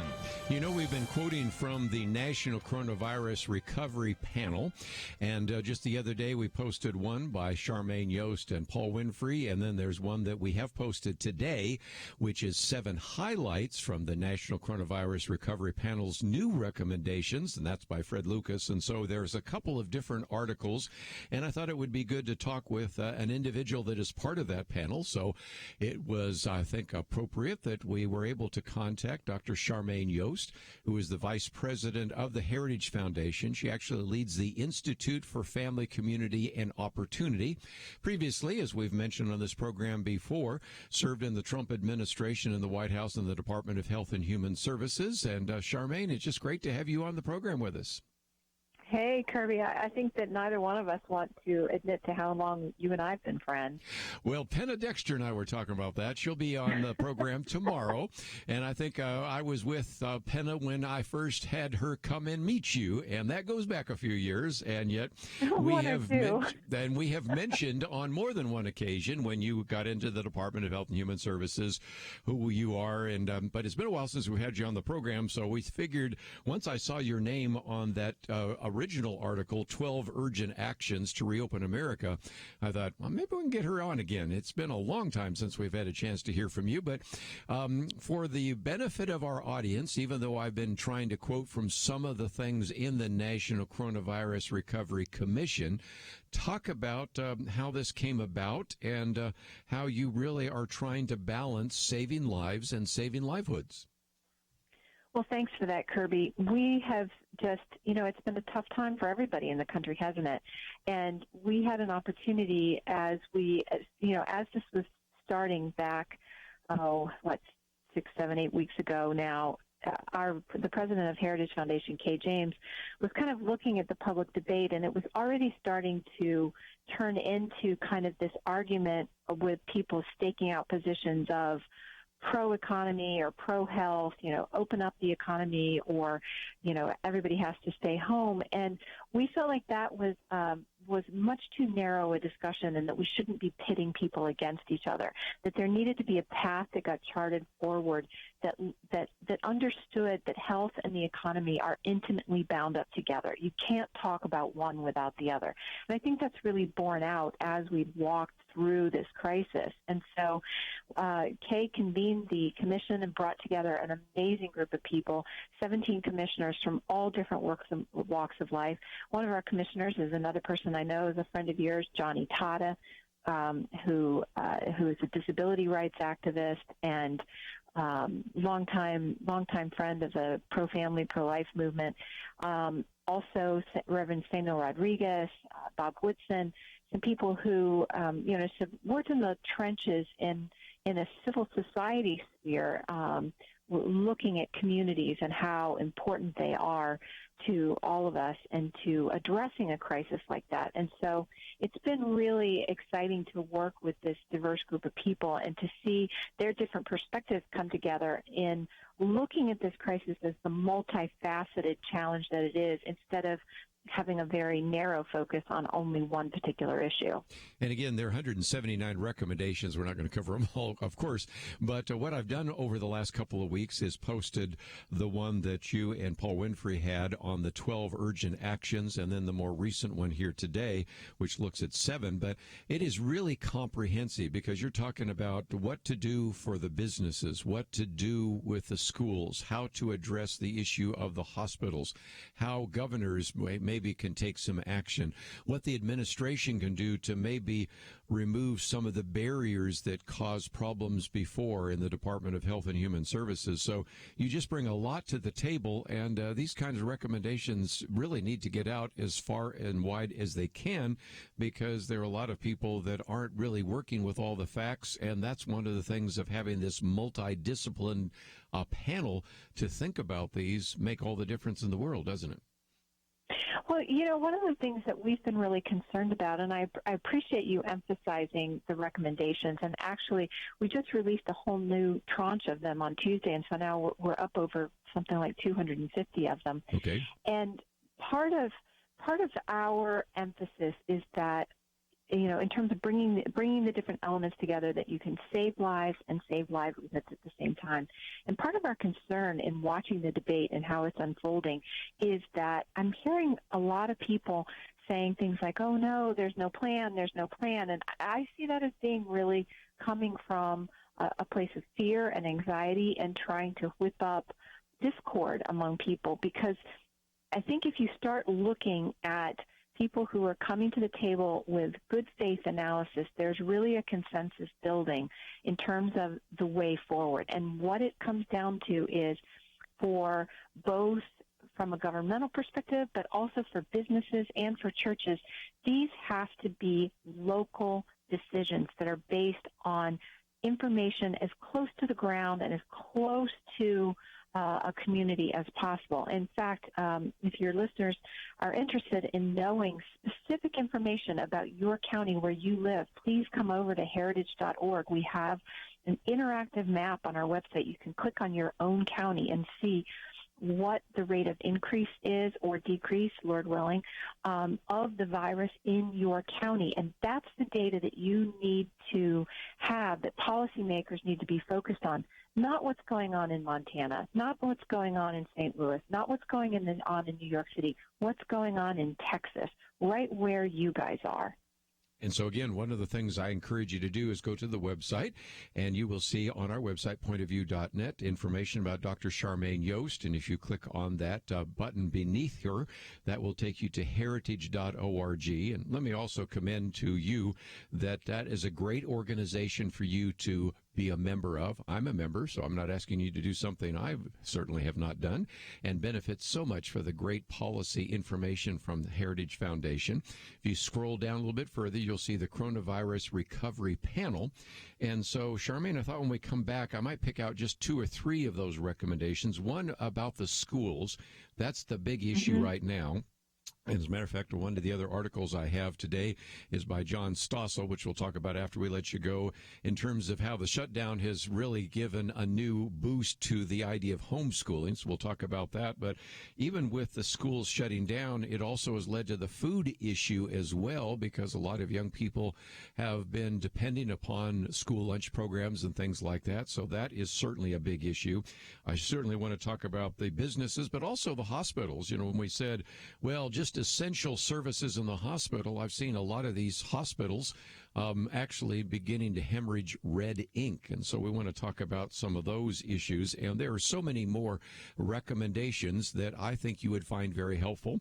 As she did point out, you can go to that map and begin to identify what is happening in your community, because even as we talk about this pandemic, what is happening, say, in New York City or in Seattle is very different than what's happening in Tupelo, Mississippi, or maybe Peoria, Illinois, or Austin, Texas, or something of that nature. So find out what is happening in your community, and that's a great opportunity for you to learn a little bit more. So we'll continue our conversation with Dr. Charmaine Yoest, Vice President of the Heritage Foundation, right after these important messages.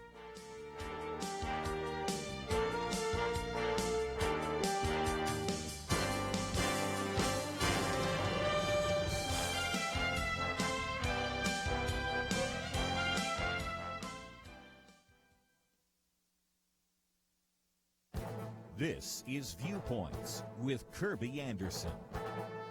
A major impediment to opening up the American economy are lawsuits. Congress needs to consider what liability protections are necessary so that business owners will feel confident in going back to work. The list of lawsuits already being filed is much larger than I imagined.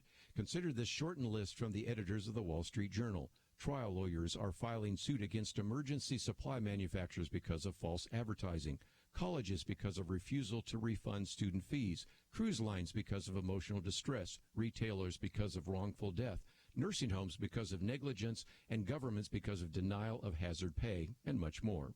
Some governments have actually used emergency power to grant some liability protections to healthcare workers. That only makes sense. They should not be sued because they did not have all the necessary protection equipment or because they were dealing with a novel virus for which they had no experience. At the least, Congress should protect businesses from frivolous lawsuits when there is no serious injury.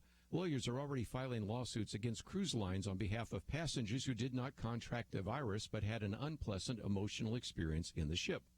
Will these lawsuits be successful? On the radio, I've talked about the wrongful death suit being brought against Walmart because one of their employees died of the virus. But how could you prove that the worker picked up the coronavirus at work? That would be difficult to prove, but most businesses don't have many assets and will probably want to settle because of the expense of going to court. Given the economic devastation the last few months, most businesses have few economic resources to defend themselves. A lawsuit filed on behalf of an employee or customer will put them out of business. That's why Congress needs to have a debate about this issue right now. I'm Kerby Anderson, and that's my point of view. Take Kerby and the Point of View team with you on the go with the Point of View app. Search for Point of View Radio at the Apple or Google Play stores.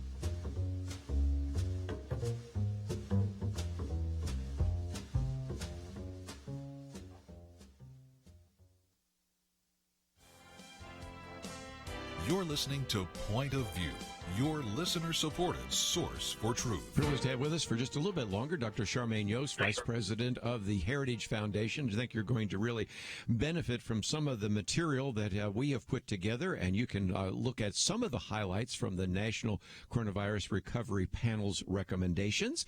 And one of those, Charmaine, is the schools. You know, first of all, we're seeing a higher demand at food banks than ever before. Now, part of that is because people have lost their jobs, but a good portion of it, I've come to find out, is due to the fact that young people that were in school, getting a school lunch program, maybe even getting breakfast as well, they aren't getting those either. And so in some respects, when we closed down the schools to keep kids safe, we created some very significant issues, one of those with the food banks. But what about this? Should we reopen the schools? What do you recommend in terms of the schools right now? The commission is definitely recommending that schools can be reopened. You know, when this all started, because it's a new virus and we didn't know anything about it, and they were having so much trouble managing it in Europe, that was the reason the schools moved so quickly to close. There is also still a concern about asymptomatic transmission. So that there were definitely some reasons that people were concerned about closing down schools. But we've got a whole lot more data now, and what we're seeing is that young people are not really at strong risk with this virus. Can they catch it? Yes, they can, but they do not usually have a particularly virulent form of it, and so, or their bodies don't react as negatively. They don't end up as fatalities at the rate that older people and people who have comorbidities do. And so that's why we're saying that schools specifically in areas that are having less of a spread of the virus, can move forward confidently to open up their schools. That doesn't mean that they do it without monitoring what's going on in their communities. If it does turn out that it comes back particularly hard in a particular area, then the school district will have to look at that again. But there are certainly a whole host of public health approaches, including wearing masks, including increasing the sanitation.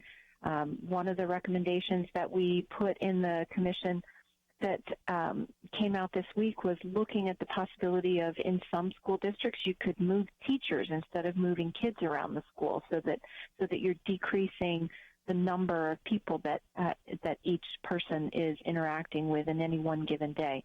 So there's a whole host of approaches that can decrease the risk as we move towards opening up schools. But overall, on the whole, we think that moving forward to opening up schools is an okay decision for most situations. Of course, if you're in a hot spot like New York City, you're looking at a different set of circumstances, but for most places, it's okay to move forward.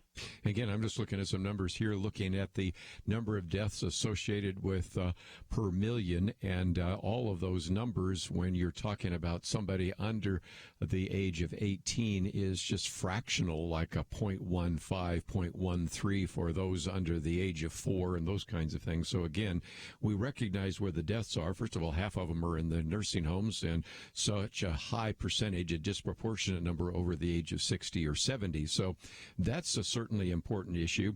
But the hospital kind of caught everybody off guard, and I started writing about that a while back because we started noticing some of these hospitals and some of these clinics were dying on the vine, and you'd say, how is it hospitals would do poorly during what was a pandemic? Well, that's because in order for those hospitals to survive, they also are dependent on those kinds of, quote, elective surgery, whether it's a various kinds of open heart surgery that could be postponed, whether it is a hip replacement, whatever it might be, as well as all the routine screenings for mammograms and colonoscopies and things of that nature.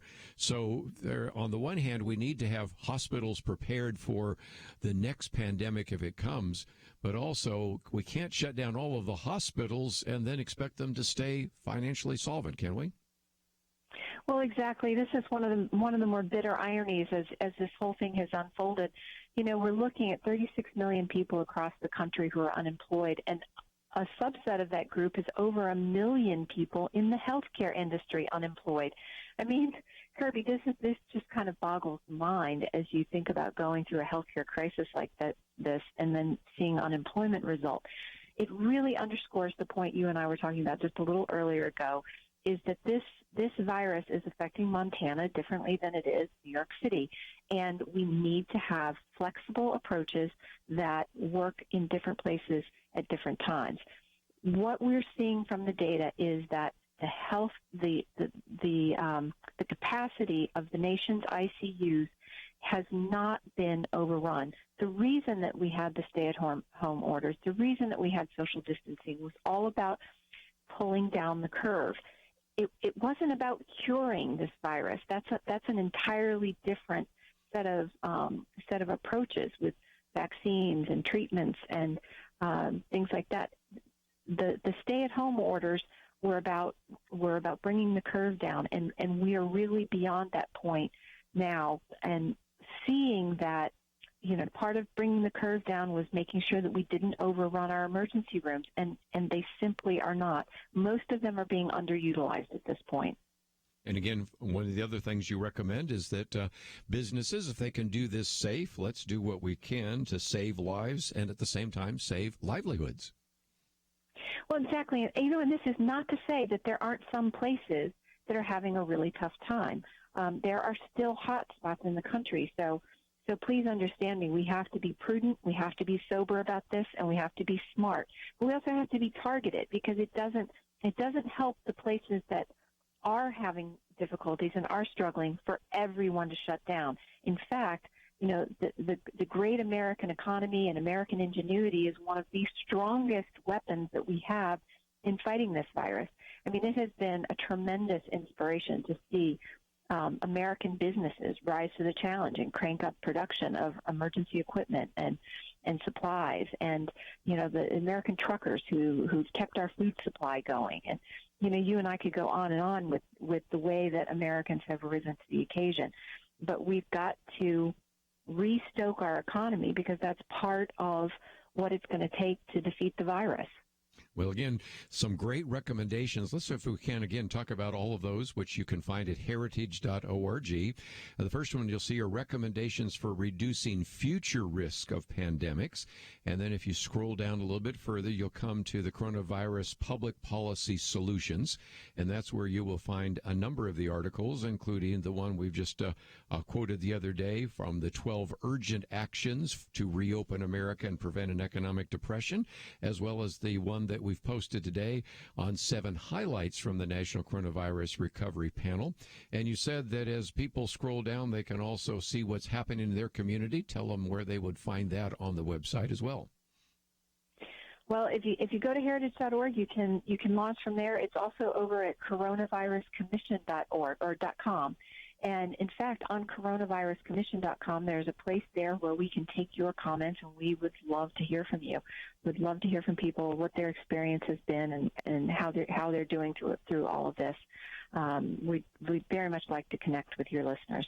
So again, just great resources that are there, and you can click through for some of those recommendations. And if nothing else, you might really want to pass those on to various people that you know have some kind of influence. It's coronaviruscommission.com. Of course, you can also find it at heritage.org as well. And then you have all of those recommendations. You have just all sorts of great material and an opportunity, as she said, to contact them and to leave some of your comments. So, Charmaine Yoest, it's been great to have you on the program, and let's see, sometime maybe we can get you in studio. Of course, I'll have Penna Dexter with me tomorrow, and I'll pass on your good word from her to you as well, and from you to her. But if nothing else, we'd love to see you, and thank you for your great service all these years in the various institutions in which you've worked. Oh, thank you. I hope we can make that happen in the not-too-distant future. Take care. Let's take a break, and when we come back, we have a number of things to address.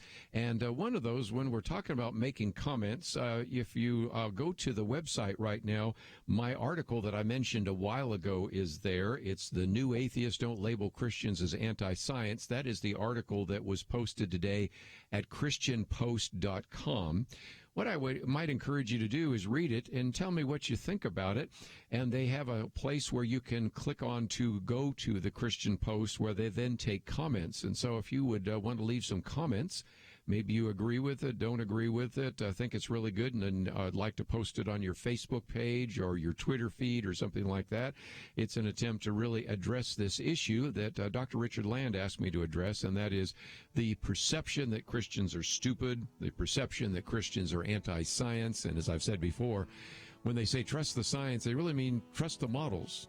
And guess what? Some of the models have been wrong. We'll talk more about that, but want you to mention, and I thought I'd mention that article is available, and we'll be back right after this. 2020. Is there anything important happening this year? Well, not unless you consider major disputes in various Christian denominations, international tensions over a flu epidemic, economic uncertainties, and a presidential election important. Question: where will you get real news, credible opinion, clear biblical thinking on the things that matter most?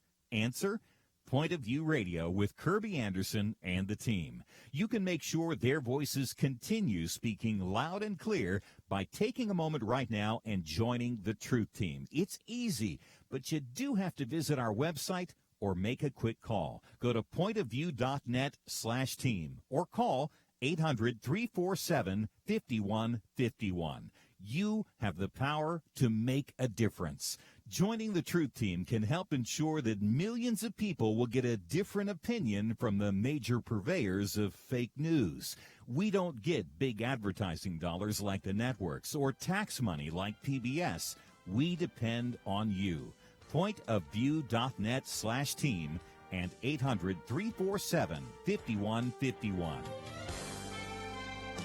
Point of View will continue after this.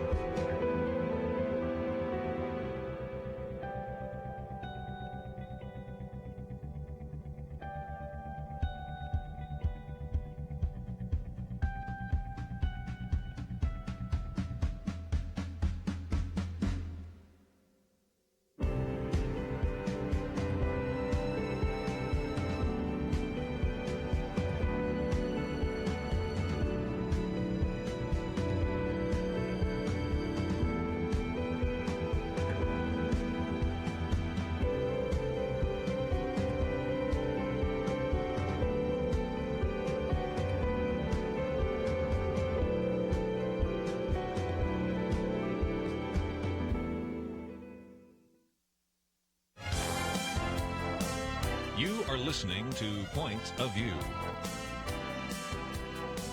The opinions expressed on Point of View do not necessarily reflect the views of the management or staff of this station.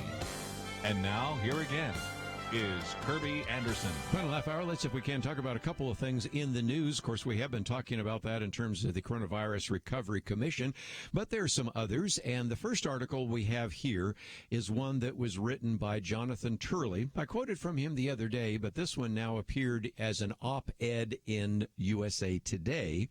And before I get to that, let me read from another article that refers to it because it gives you some of the background. Jonathan Turley, for example, Matt Vesta says is no conservative judicial mind. He's a professor at George Washington University Law School. We've mentioned him before. He would certainly not be a pro-Trump writer at all, but you might remember that he got himself into some controversy only because he wanted to speak the truth, and that is he had some real concerns about the impeachment proceedings against President Donald Trump. Does he like Donald Trump? I don't think so. Did he vote for him? I'm sure he did not, but at the same time, he was concerned about the precedents being created in the impeachment trial, but he's even more concerned now. And again, you got to appreciate some of these individuals, whether it's Alan Dershowitz or Jonathan Turley.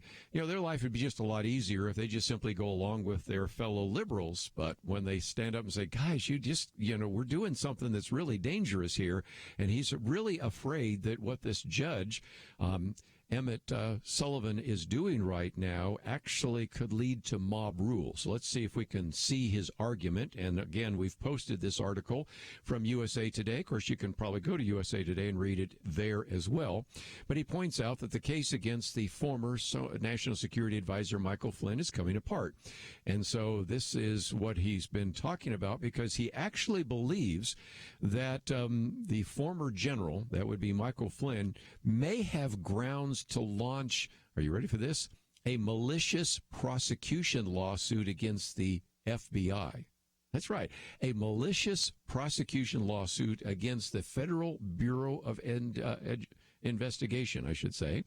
And part of that is because of the fact that there was a plot to entrap him. So that's entrapment, first of all. Second of all, the agents who interviewed him, the FBI agents, said that Michael Flynn really didn't lie to them. He just forgot part of the conversation he had with then Russian Ambassador Sergei Kislyak. And so that's why in this editorial, he talks about the fact that the judge has made a mess of the case, and in overreaching may be perverting justice. So let's again go to that article. It's the first article we've posted on our website. And I'll skip over part of the introduction, in which he said, first of all, faced with no dispute between the parties, Sullivan, that is Emmett Sullivan, has actually created a contested case by inviting third parties to create a conflict, and now is suggesting that he may substitute his own criminal charge against Michael Flynn rather than letting him walk free. Now, as we talked about the other day with Alan Dershowitz, again, no fan of Donald Trump, a former professor at Harvard Law School, said, whenever you have both the prosecution and the defense say there's no case, well, that's it. And then you just have the judge order the case dismissed. But that's not what he's done in this case.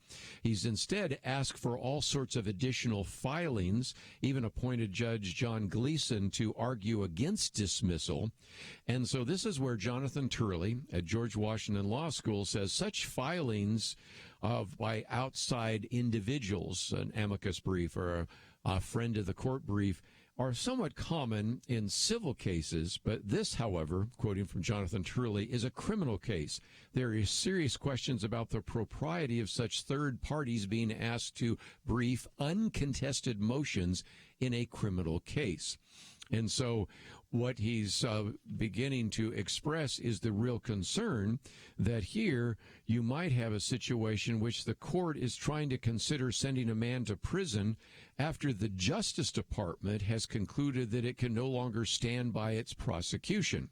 And this is where Jonathan Turley says, under this same logic, any defendant could face public outrage over an unopposed motion to dismiss, and the court could then invite third parties to make arguments against him. Think about a case where you think there's been a miscarriage of justice, or where there was a decision not to prosecute, or where an innocent verdict came down rather than a guilty one. I mean, whether it's, O.J. Simpson, or you can think of all sorts of examples over the years where you've had something to say, they didn't even charge this individual, or they dismissed the case, or whatever. But if indeed the mob can then change a verdict, we're really in sort of a dangerous area. So a little bit later in his article, he said, under Sullivan's theory, anytime a defendant seeks such a dismissal, even with the support of the prosecutors, he could face a judicially mandated perjury charge, because that's now what Sullivan is trying to come up with. Maybe you are engaged in perjury. And, of course, one of the reasons he did this is he's trying to save face, because about 2 years ago, a little less than 2 years ago, December 2018, is when Michael Flynn actually appeared in the courtroom of Emmett Sullivan. And, again, I'll quote from Jonathan Turley so you can get the sense. He said, using the flag in the courtroom as a prop, Emmett Sullivan incorrectly accused Flynn of being an unregistered agent of a foreign country while serving as the National Security Advisor to the President of the United States. Arguably, that undermines everything this flag over here stands for. Arguably, you sold your country out. And then the judge even questioned whether Flynn should maybe be charged with treason. Now, put this in perspective for just a minute. Michael Flynn was facing really a relatively minor charge, as Jonathan Turley points out, of a single count of false statements. He wasn't accused of perjury, and he certainly wasn't accused of treason. I mean, here is false statement. Here, a little higher, is perjury. And then off the charts is treason. You know what the penalty for treason is? It's the death penalty. This is a capital crime. And so that's when the judge then asked Michael Flynn if he wanted him to render his verdict. And Michael Flynn wisely said, I don't think so. I know that you would want to not only throw me in prison, but you think I should actually be charged with treason. Something nobody talked about except the judge. So that's the situation we find ourselves in right now, and I just thought that I might mention that one as a very significant issue that needs to be addressed. Let's take another issue. We talked about the schools here, and that's something I thought I might bring up for just a minute. My second article here comes from John Stossel. He has said that, because the government has closed the schools, most parents are theoretically teaching their kids at home. And this, as he says, upsets kind of the government school monopoly. And so this is why you're having all these experts now warning about the dangers of homeschool. As we mentioned just a while back, and as my commentary recently pointed out, that you've got articles that are in the New York Times talking about homeschooling will actually lead to learning losses that could be catastrophic. You have in the Washington Post, homeschooling will set back a generation of children. And, of course, I mentioned the one from Harvard, where the lead article, Risks of Homeschooling, and the idea that this is very, very dangerous. So John Stossel did a video, and you can follow the link on the second article we've posted here, in which he, first of all, points out that 11 of 14 peer-reviewed studies found that homeschooling had a positive impact and effect on achievement. In the video, he interviews one education researcher who explains that children who are homeschooled get much better academic and social results than kids in government schools. And even though many times kids that are homeschooled might have come from families that are somewhat poor, homeschoolers score 30% higher on SAT tests. They do better in college. They're less likely to drink or do drugs. And so then begins to point out some examples. One individual said that mass homeschooling during the pandemic might be a blessing, and then even follows a story of this one mom who had to homeschool her kids because of this, and said before the pandemic her son hated school, but now not so bad. And so you can begin to see how these have been very different. And so then, of course, as John Stossel has always wanted to do, he goes and interviews some of the experts. And in the interest of time, let me just quote from one, a professor at the Teachers College at Columbia University, Michael Rebell, who said, there's no guarantee that kids are learning democratic values or civic knowledge. Well, John Stossel says, well, were they learning that in the regular schools? And he responds, well, it's in the curriculum. And as John Stossel says, well, so what? The National Report Card, the government's biggest nationwide test, reveals that government school students really don't know much about history or civics. They couldn't name the communist country that was part of the Cold War. More of them guessed France or Germany than the Soviet Union.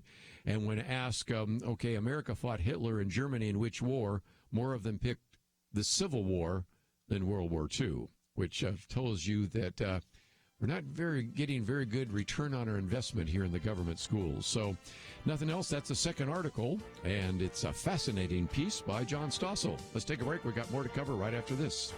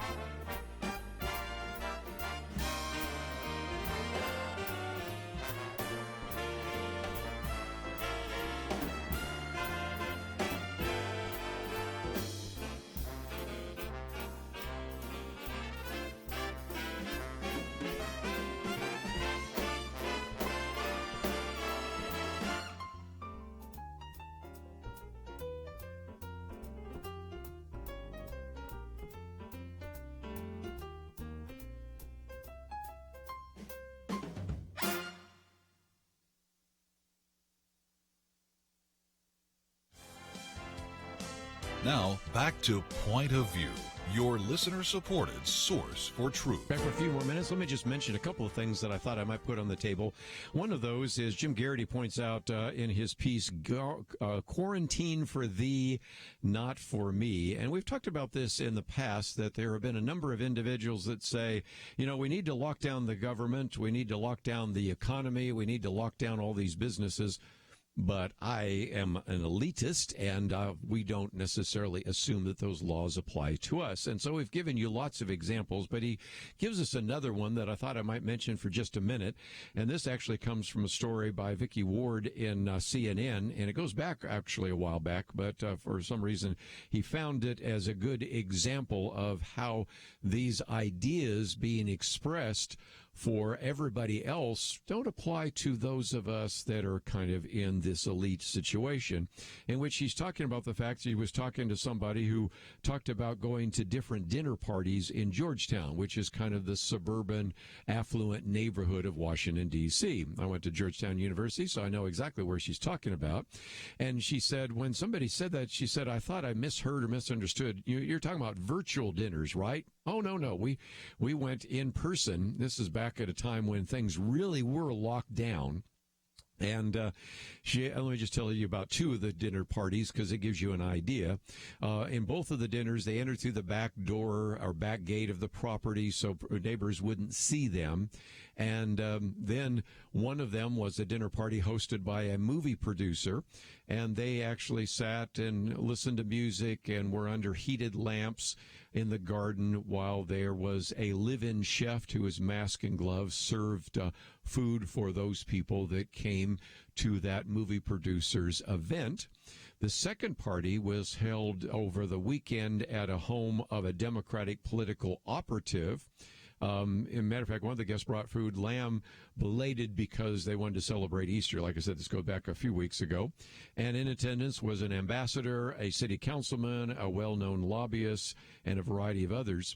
Anyway, Jim Garrity says, I'll give you a moment to cope with the shock that a Washington-based media executive, a movie producer, a Democratic political operative, a Washington city councilman, and a well-known lobbyist and their spouses believe that the rules did not apply to them.